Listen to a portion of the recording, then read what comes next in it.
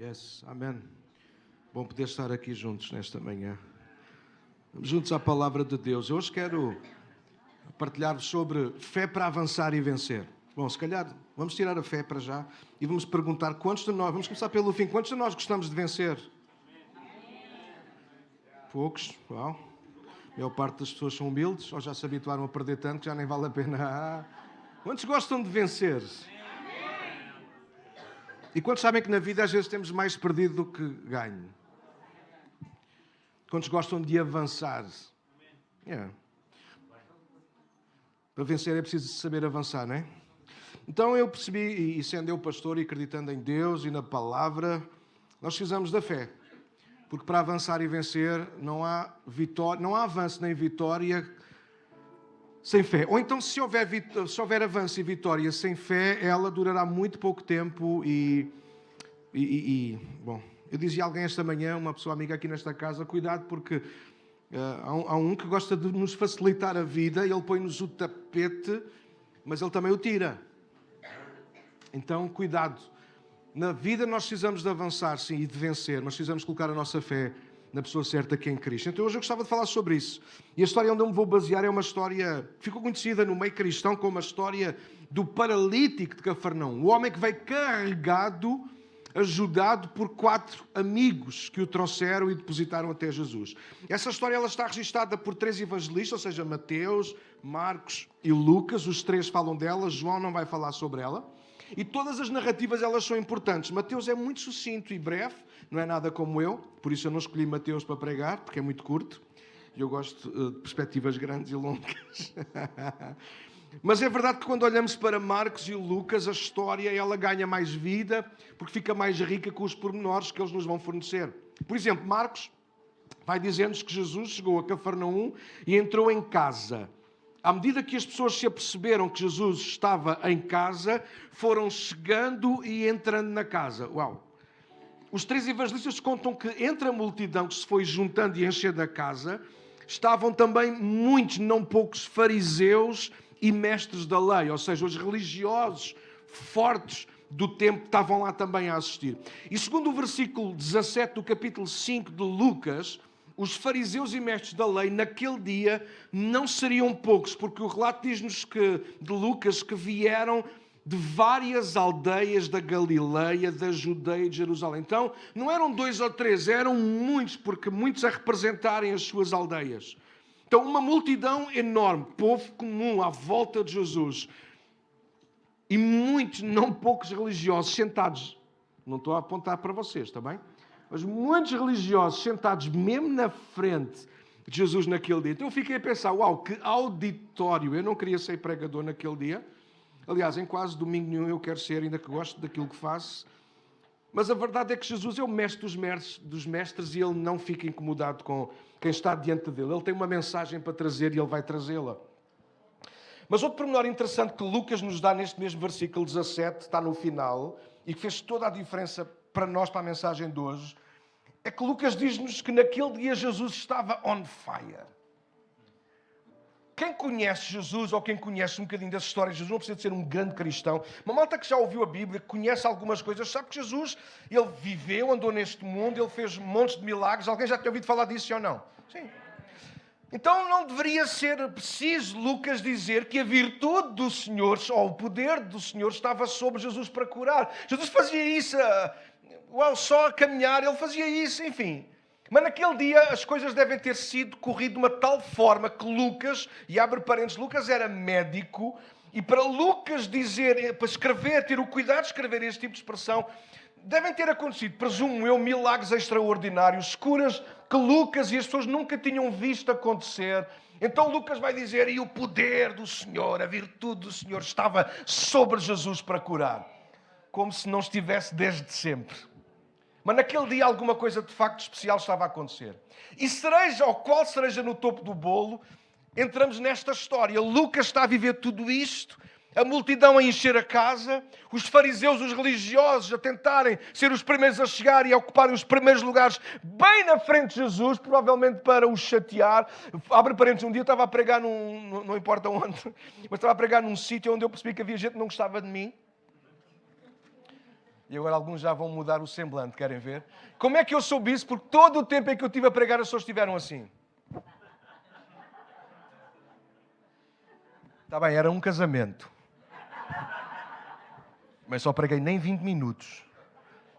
E eu estou a falar de pessoas que eram cristãs. E eles estiveram o tempo todo sentados na fila da frente, assim.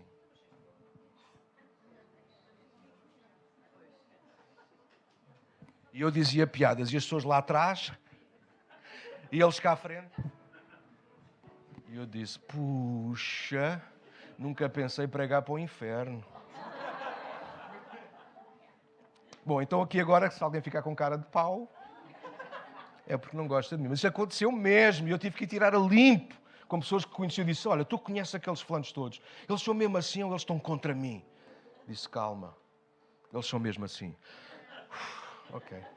Bom, então, uma multidão enorme encheu a casa. Diz Marcos e Lucas vão dizer que nem do lado de fora estava cheio de gente. E os maiores, os mais religiosos estavam bem na frente, Paula, assim, como tu. Mas qual seja no topo do bolo, o dia ainda não estava a acabar. Então podemos dizer que milagres incríveis estavam a acontecer. Ensino incrível, era Jesus que estava ali a partilhar. Mas o mestre ainda era mais incrível. E eu quero lembrar-vos isso hoje, não é clichê, é verdade. Jesus, ele está aqui entre nós. E ele não está a falar-vos audivelmente, mas ele está a falar-nos pela palavra e por mim que sou o seu servo. Então ouve, Jesus, ele está aqui nesta manhã. Então hoje eu quero tomar Lucas 5, é esse o texto que nós vamos ler, para toda a gente ficar familiarizada com a história. Eu vou ler de uma forma breve. Vamos usar esta história para hoje falarmos sobre fé para avançar e vencer. Então diz assim, verso 17, Lucas 5. Certinho, enquanto Jesus ensinava, alguns fariseus e mestres da lei estavam sentados por perto. Confirma o que eu estava a dizer. Eles vinham de todos os povoados da Galileia, da Judeia e de Jerusalém, e o poder do Senhor para curar estava sobre Jesus. Alguns homens vieram carregando um paralítico numa maca, tentaram levá-lo para dentro da casa até Jesus, mas não conseguiram, sublinha, mas não conseguiram por causa da multidão. Então subiram ao topo da casa e removeram uma parte do teto. Em seguida, baixaram o paralítico na maca até ao meio da multidão, bem na frente dele. Ao ver a fé que eles tinham, Jesus disse ao paralítico, homem, os teus pecados estão perdoados. Mas os fariseus e mestres da lei, os que estavam bem na frente, pensavam, quem ele pensa que é? Isso é blasfémia, somente Deus pode perdoar pecados. Mas Jesus, sabendo o que eles pensavam, perguntou, por que vocês questionam essas coisas em vosso coração? O que é mais fácil dizer? Seus pecados estão perdoados ou levanta-te e anda? Mas eu lhes mostrarei que o Filho do Homem tem autoridade na terra para perdoar pecados. Então disse ao paralítico, levanta-te, pega na tua maca e vai para casa.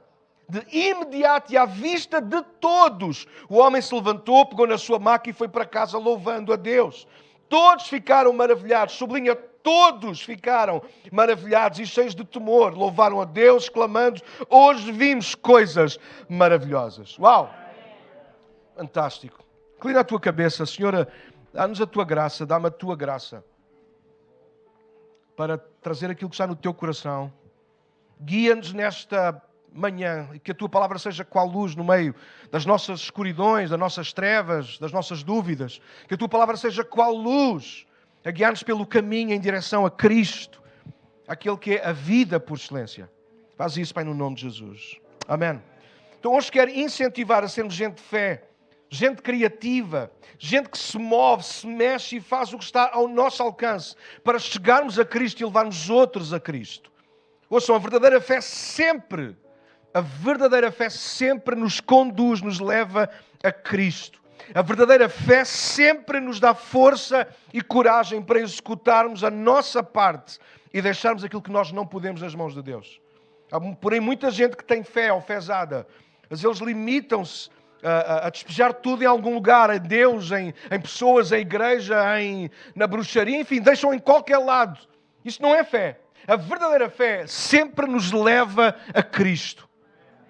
A verdadeira fé, porque é a fé que o próprio Deus planta no nosso coração, sempre nos faz caminhar em direção a Cristo. Sim, com as nossas dúvidas, sim, com o nosso desconhecimento, é verdade. Sim, com as nossas falhas, com o nosso cochear às vezes, é verdade.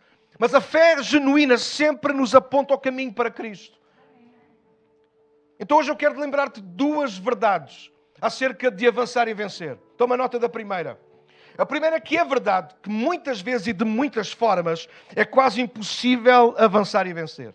Eu não sei se tu concordas com isso, mas eu, provavelmente se calhar é só o meu testemunho pessoal, não é o teu, mas se mais alguém se identificar, podes fazer barulho nesta casa. É verdade, muitas vezes e de muitas formas, toma atenção ao que está escrito, é quase impossível avançar e vencer. Eu não sei se tu já passaste por situações da tua vida assim, em que chegaste a um ponto em que chegaste a esta conclusão. Está difícil demais para avançar e vencer. Há aqui alguém? Não, sou apenas eu. Então, no final, vocês vão orar por mim. Não é para rir, é mesmo a sério.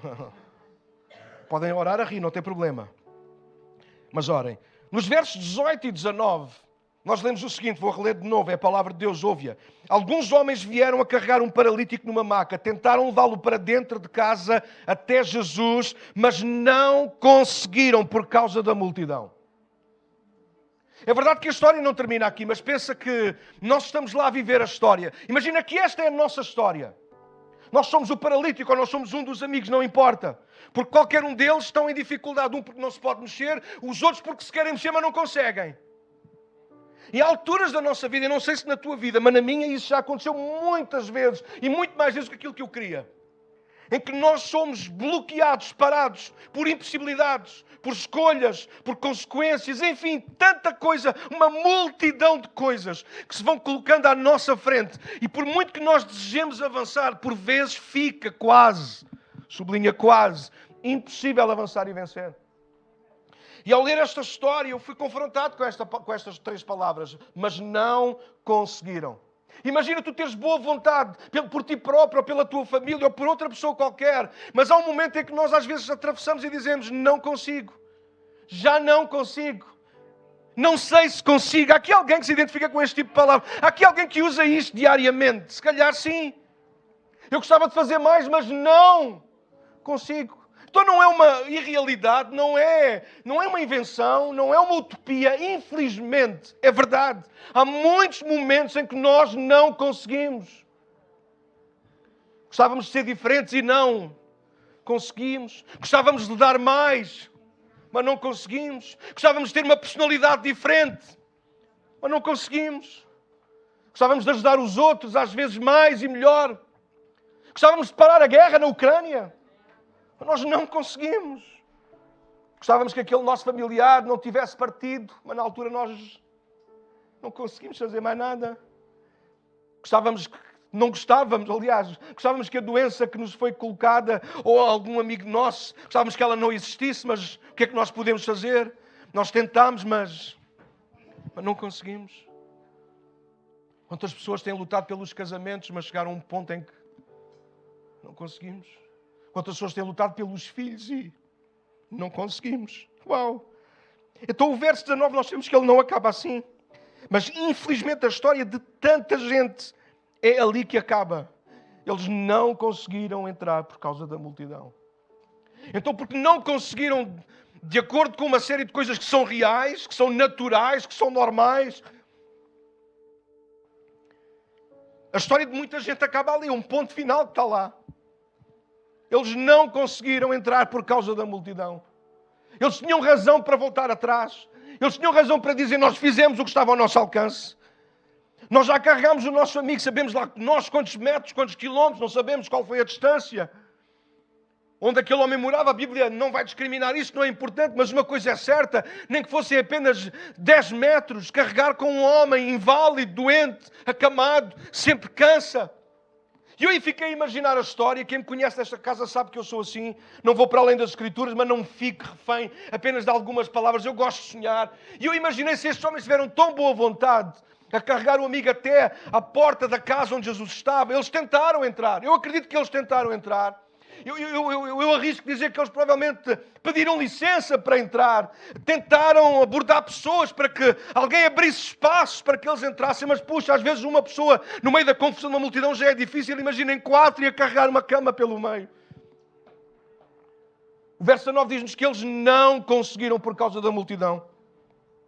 E isto fez-me pensar em 3 coisas negativas que o não conseguir nesta história, às vezes acontece também na nossa vida. A primeira, toma nota. É natural nós não conseguimos avançar se não há espaço. Algumas versões dizem que não havia espaço. Creio que é Marcos que vai dizer isso. Posso ajudar-vos? Sim, Marcos no capítulo 2 conta a mesma história.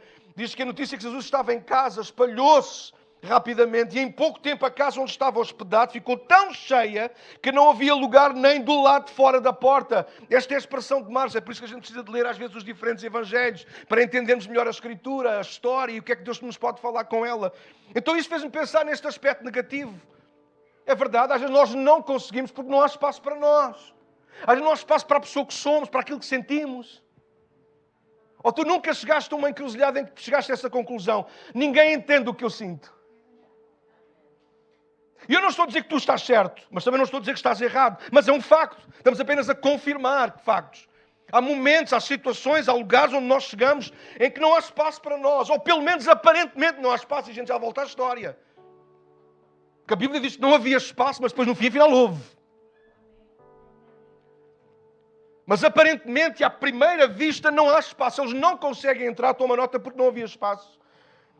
E nós precisamos resolver algumas das coisas da nossa vida que estão a ocupar espaço. Porque às vezes o problema são os outros, às vezes são os lugares que nós escolhemos, às vezes é os ambientes que nós escolhemos, mas às vezes são tralha, manias, desejos, impulsos que nós vamos carregando dentro da nossa alma, dentro da nossa bagagem, que nos fazem ser grandes demais e não caber em qualquer lugar. Às vezes dizemos que são todos que estão errados e às vezes somos nós que estamos errados. Sim, às vezes podemos estar num meio onde toda a gente está enganada e nós estamos certos, porque nós temos o Espírito de Cristo em nós. Mas cuidado!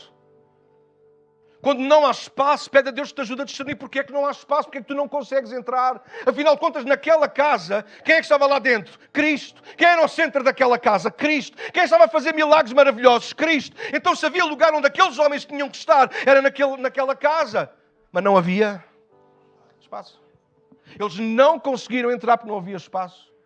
Às vezes nós precisamos de discernir porque é que nós não cabemos. Se este é o lugar, se estas são as pessoas certas, se Deus está aqui, porque é que eu não consigo caber? E nós precisamos às vezes de ser humildes e pedir a Deus, Deus ajuda-me a discernir porque é que eu não consigo caber agora aqui. Porque é que eu deveria ter espaço e agora não tenho. Mas é um facto. Por vezes chegamos a lugares geográficos, sociais ou emocionais e às vezes não há espaço para nós e para a nossa bagagem. E aí fica mesmo difícil ou mesmo impossível avançar e vencer. Ouçam, ficar de fora é uma sensação terrível. Eu não sei se há aqui alguém nesta sala que já experimentou isso ou está a experimentar isso, que é sentir-se fora.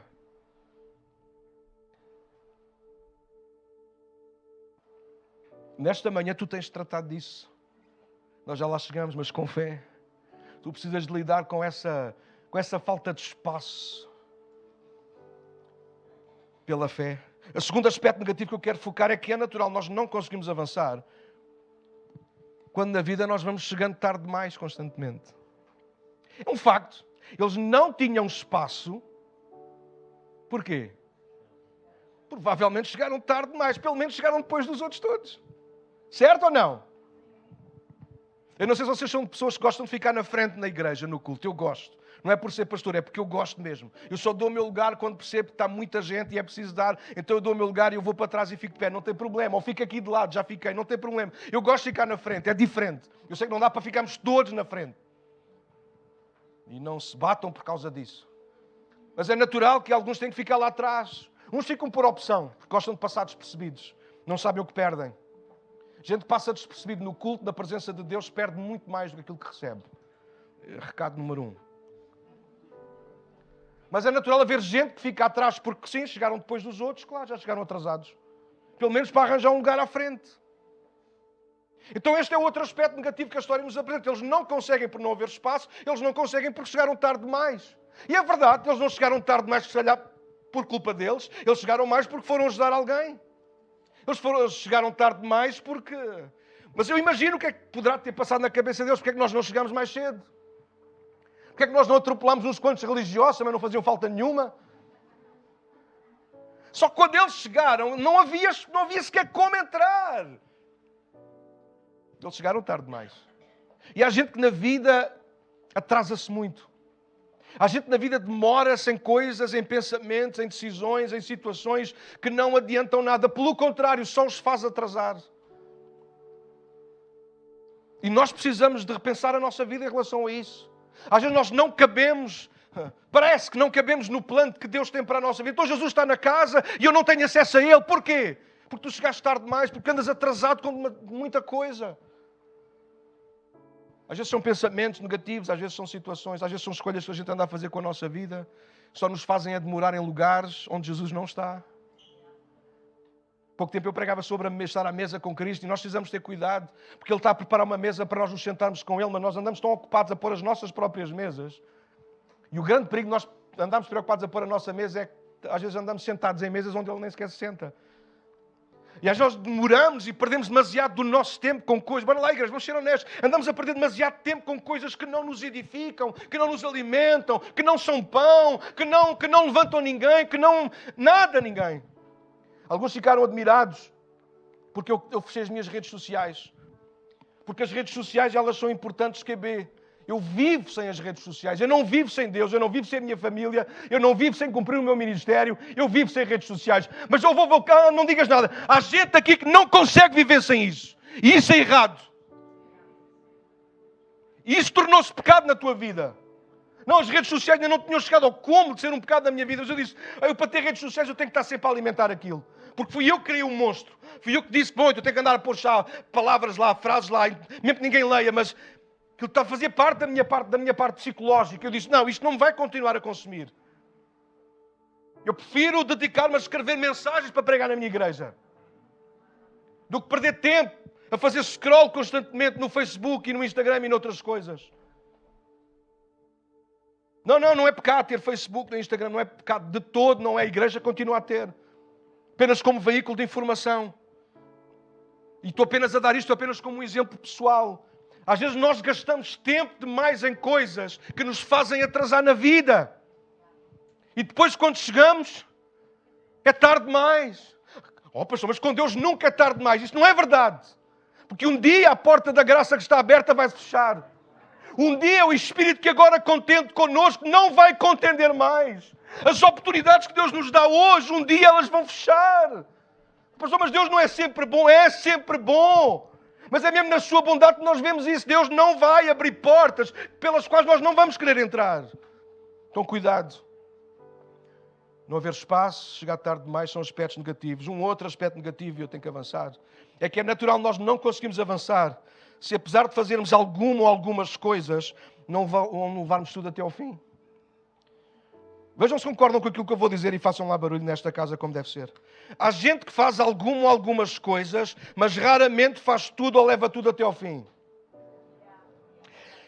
Olha esta. Há gente que faz muito, mas nunca tudo para avançar e vencer.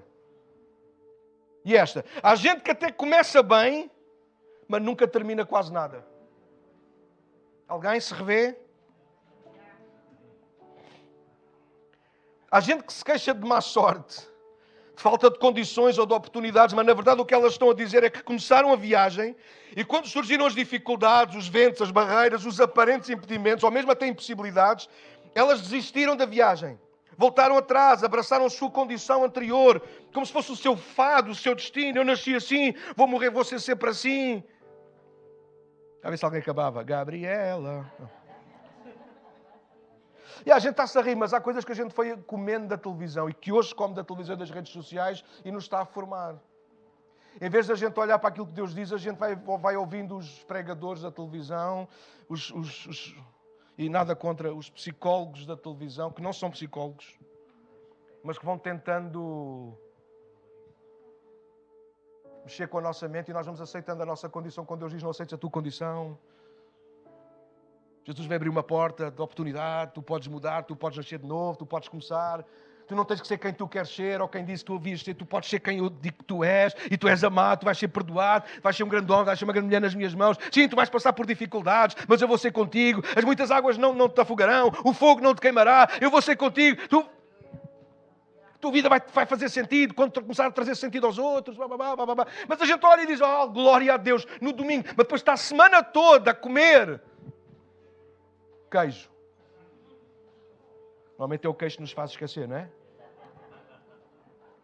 Então os 4 amigos esforçaram-se a tentar levar o amigo para dentro de casa pelos meios convencionais, normais, pela porta, certo? Mas Lucas diz-nos que eles não conseguiram.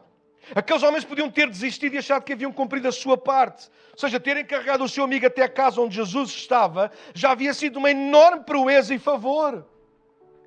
Não é assim que nós nos sentimos? Bom, eu já falei de Jesus, agora é com Ele. Mas esta história ensina-nos tudo menos isso. Eles tentaram levar o homem até Cristo e não conseguiram. Não conseguiram pelos meios convencionais. Não conseguiram pelos meios habituais. Podíamos dizer que eles tentarem já foi o melhor que podiam fazer. Eu creio que eles tentaram mais do que uma vez. Há pouco eu estava a dizer isso, a sugerir isso, não é? Entrar em casa, imagina-os a pedir licença, a justificarem que não era por eles. Olha, não sou eu que quero chegar à frente, é mesmo porque o meu amigo ele é deficiente. E ele tem que chegar mais perto, porque ele não tem como chegar lá à frente. Nunca fizeste isso? Pá, não é por mim, é mesmo... O Daniel está a dizer que já fez. Pá, não é por mim, é mesmo pelo meu irmão. O meu irmão é deficiente. É o Júnior. Não é nada, brincadeira. Mas se calhar alguns de nós já fizemos. Olha, não sou eu. Eu sei que parece que sou, mas não sou eu. Era a minha mulher que estava grávida, quando estava grávida. Não sou eu, é ela. Não é por mim, é por ela. Imagina eles a tentarem furar e tentar entrar, esforçar. Tentarem, mas não conseguirem.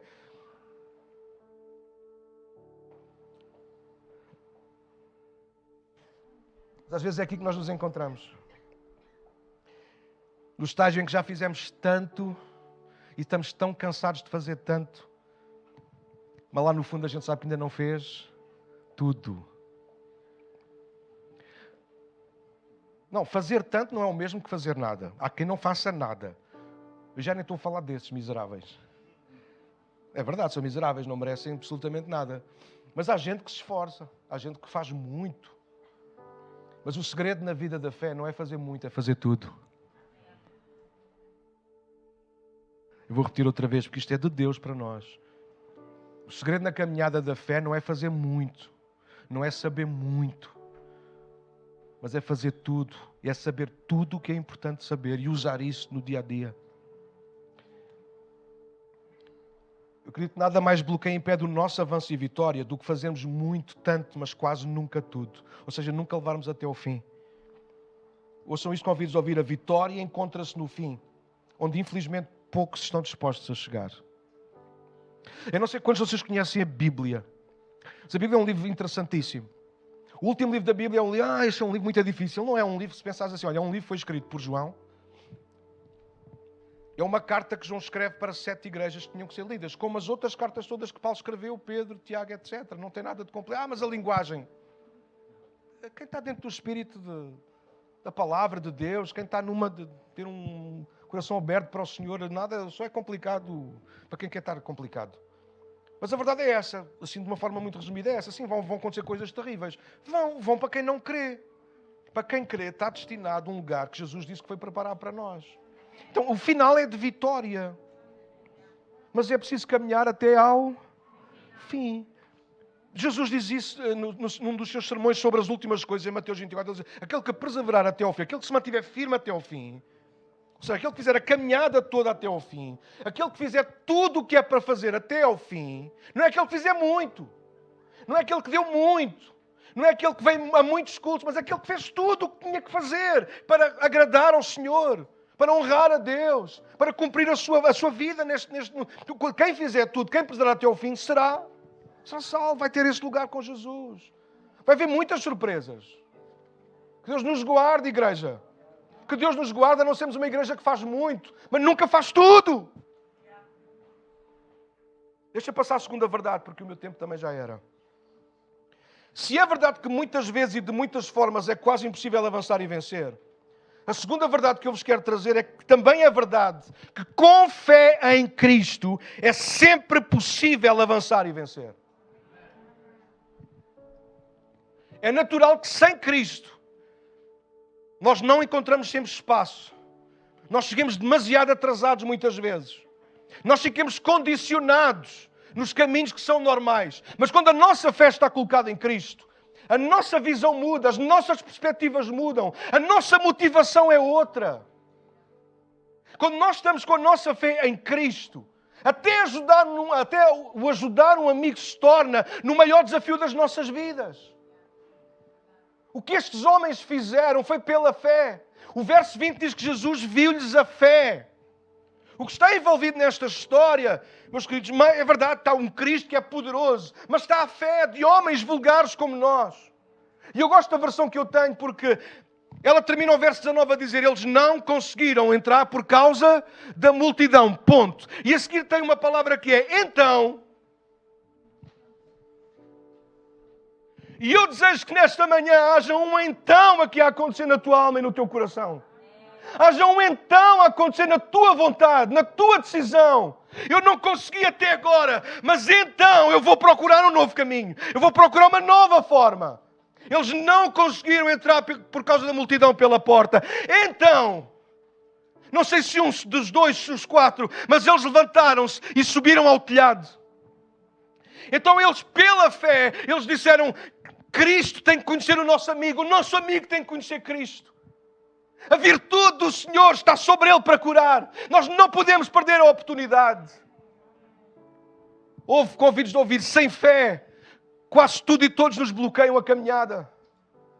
Mas com fé, há muito poucas coisas que nos fazem parar.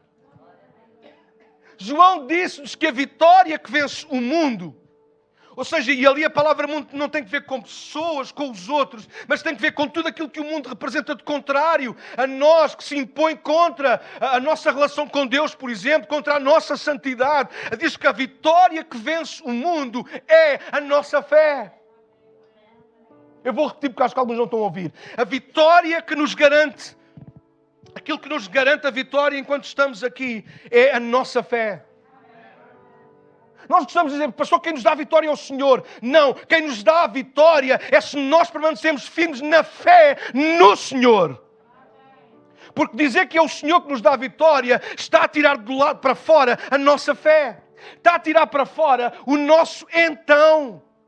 Porque quem subiu ao telhado não foi Cristo. Quem descobriu o telhado, quem abriu o telhado, quem arrebentou com o telhado não foi Cristo. Quem fez descer a cama não foi Cristo. E abre parênteses, ainda que Ele podia fazer tudo isto apenas com um piscar de olhos. Mas quem subiu ao telhado, quem arrebentou com o telhado, quem fez descer a cama bem no meio dos religiosos e bem na frente de Jesus, foi a fé daqueles homens. E nesta manhã eu quero encorajar-te a ter fé. Jesus disse isso aos discípulos: tenham fé em Deus. Atenção, quando a fé entra em ação, há sempre um então que nos leva à solução.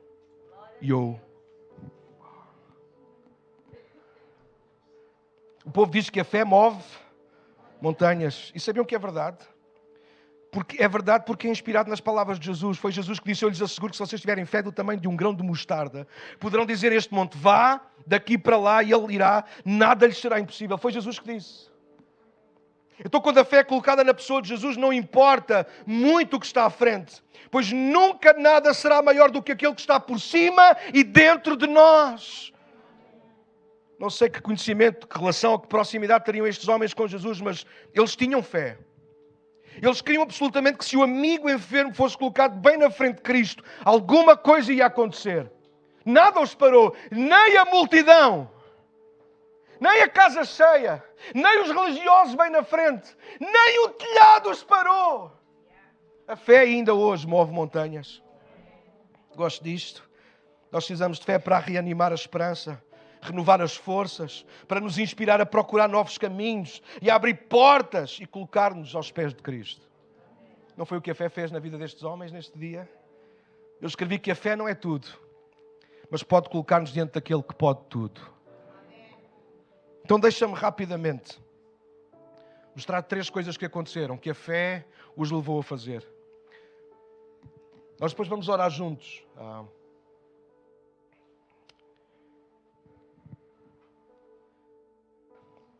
E vou apelar a que nós usemos a nossa fé esta manhã. Não para alcançar o que queremos, mas talvez aquilo que nós precisamos, e nós sabemos o que precisamos. Nós sabemos, porque nós sabemos diferenciar o que queremos do que precisamos.